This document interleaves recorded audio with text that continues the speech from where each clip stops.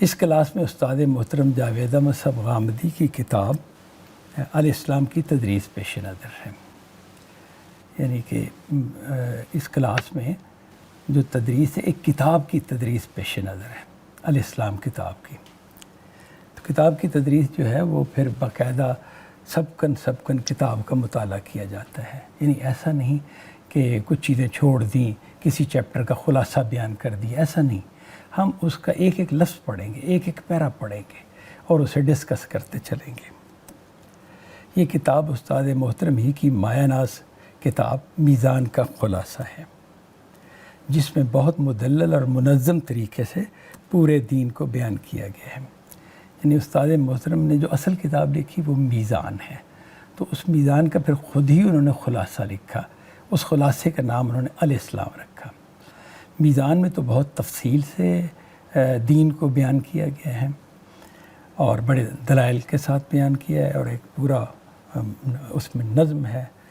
اور لیکن جب آپ نے خلاصہ اس کا لکھا تو پھر اس میں استدلال کا پہلو نکال دیا، صرف ایک تعارف کا پہلو اس میں رہنے دیا کہ دین یہ ہے، ایمان کے حوالے سے، اخلاق کے حوالے سے، معاملات کے حوالے سے، اس طرح انہوں نے بیان کیا۔ لیکن اس میں جو آیات اور احادیث اور استدلال کے دوسرے پہلو تھے وہ الاسلام کے اندر اس طرح زیر بحث نہیں آئیں گے۔ کسی درجے میں زیر بحث آئیں گے، لیکن آپ کو حوالے نہیں ملیں گے کہ بھئی یہ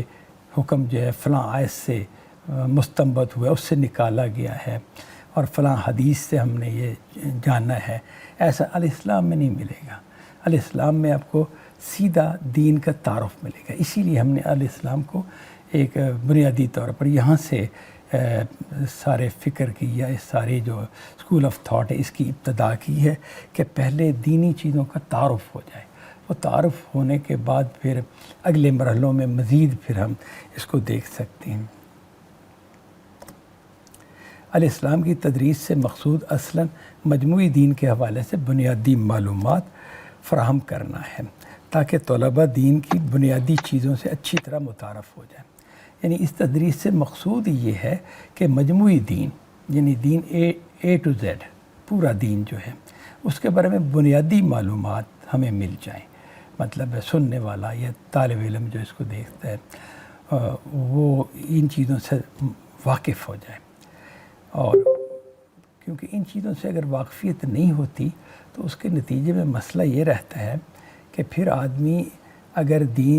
دین سے متعلق دوسری کتابیں پڑھتا ہے تو ایک الجھن باقی رہتی ہے۔ یعنی یہ پہلی سیڑھی ہے، اس سیڑھی پہ قدم رکھیں تو دوسری اور تیسری اور چوتھی سیڑھی پہ آدمی ایک بالکل یعنی ترتیب کے ساتھ آگے بڑھتا ہے۔ اگر ترتیب کے ساتھ آگے نہ بڑھے، انسان پہلے ہی دوسری یا تیسری سیڑھی پہ قدم رکھے تو بہت سی الجھنیں رہتی ہیں جو کہ حل ہی نہیں ہوتی۔ نصاب کی کتابوں میں جتنی بھی ہم پڑھتے ہیں مختلف مضامین، ان میں اسی چیز کو ملحوظ رکھا جاتا ہے کہ طالب علم کو ایک ترتیب سے آگے بڑھایا جاتا ہے، اور اس سے ہم دیکھتے ہیں ڈیولپمنٹ ہے، دنیا کا مانا ہوا طریقہ ہے کہ آپ سٹیپ بائی سٹیپ چلیں، اور انتہائی فطری ہے۔ الاسلام کی ترتیب اس طرح ہے کہ اس میں پہلے دین حق کے عنوان سے ایک مقدمہ لایا گیا ہے۔ یعنی الاسلام کتاب جو ہے نا اس کی ترتیب اس طرح ہے کہ اس میں پہلے دین حق کے عنوان سے ایک مقدمہ لایا گیا ہے۔ مقدمہ آپ نے دیکھا ہوگا کتابوں کے شروع میں نا ایک صفحہ، 2 صفحے، 4 صفحے اس بیان کی جاتی ہیں، اور اوپر لکھا ہوتا ہے مقدمہ، کوئی عنوان بھی ہوتا ہے، جیسے اس کا عنوان دین حق ہے اور اس بطور مقدمے لایا گیا ہے۔ مقدمہ کا کیا مطلب ہے کہ وہ چیز جو کتاب سے پہلے پیش کی جا رہی ہے۔ کتاب سے پہلے پیش کرنا کیوں مقصود ہے؟ اس لیے کہ یہ مقدمہ اگر آپ سمجھ لیں گے تو پھر آپ کو کتاب پڑھنا آسان ہوگی۔ کتاب کا سارا سیٹ اپ جو ہے وہ اس مقدمے سے واضح ہو جائے گا، اس کی بنت کیا ہے کتاب کی، اس کی ترتیب کیا ہے، اس میں کن چیزوں کو کہاں اس کی پلیسمنٹ، مختلف چیزوں کی پلیسمنٹ کیا ہے، وہ مقدمے میں بیان کر دی جاتی ہے۔ اب یہ آگے ہے جی، جس سے مقصود وہ معلومات فراہم کرنا ہے جن کے فہم سے کتاب میں زیر بحث آنے والے موضوعات کی پلیسمنٹ اور ان کی تفہیم آسان ہو جاتی ہے۔ یعنی کہ مقدمے سے ہمیں جو معلومات ملتی ہیں نا، وہ معلومات کی وجہ سے ہی ہم اس قابل ہوتے ہیں کہ مختلف موضوعات، مختلف عنوانات جن کے تحت ہم دین کو بیان کر رہے ہیں، ان کی صحیح پلیسمنٹ کیا ہے، کون کس جگہ پر ہے، پہلے نمبر پر کون ہے، دوسرے پہ کون ہے، تیسرے نمبر پر کون ہے، یہ پلیسمنٹ ہمیں واضح ہو جاتی ہے اور پھر تفہیم بھی آسان ہو جاتی ہے، یعنی اس کے نتیجے میں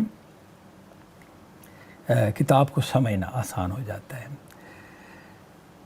یہ اس کی مثال آپ اس طرح لے سکتے ہیں کہ جیسے آپ ایک فیملی میں داخل ہوتے ہیں، تو فیملی کا سربراہ کون ہے، یعنی اگر ہم اس کو اس طرح سے لیں کہ ماں کون ہے، باپ کون ہے، بڑا بھائی کون ہے، چھوٹا بھائی کون ہے، بہن کون ہے، کیا رشتے ہیں، مطلب ہے میاں بیوی ہیں تو یہ میاں ہے، یہ بیوی ہے، یہ ساس ہے، یہ بہو ہے، تو اگر ان سے آنے والا متعارف ہوتا ہے تو پھر وہ اسے ان کی باتیں، ان کے رویے سمجھنے میں بالکل آسانی رہتی ہے، اور اگر وہ یہ رشتوں کو باہم تعلق کو معلوم نہ کر سکے تو پھر وہ الجھا رہتا ہے کہ اس نے اس سے یہ کیوں کہا اور اس نے اس کی بات کیوں مانی، وہی اس کو کیوں حکم دیتا ہے اور دوسرا اوبے کرنے پہ کیوں مجبور ہے۔ تو اسے جب تک اس تعلق کا اور پلیسمنٹ کا اندازہ نہ ہو تو چیزوں کو سمجھا نہیں جا سکتا۔ اس مقدمے کے بعد الحکمہ اور الکتاب کے عنوانات کے تحت 12 ابواب میں پورے دین کو اختصار سے بیان کیا گیا ہے، یعنی پہلے مقدمہ آئے گا اور مقدمے کے بعد الحکمہ کا عنوان اور اس کے تحت دو موضوعات ہیں، ایمانیات کا اور اخلاقیات کا، اور پھر اگلا موضوع الکتاب یعنی قانون و شریعت جسے ہم کہیں گے نا،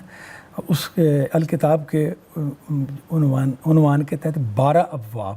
میں پورے دین کو بیان کیا، 2 تو الحکمہ کے تحت آ گئے اور 10 ابواب جو ہیں وہ الکتاب کے تحت آئیں گے۔ یہ جیسے ہم پڑھیں گے تو مزید واضح ہو جائے گا کہ یہ کیا فرق ہے، الکتاب والے مضامین کس طرح کے ہیں اور الحکمہ والے کس طرح کے ہیں۔ اجمالاً میں نے بتا دیا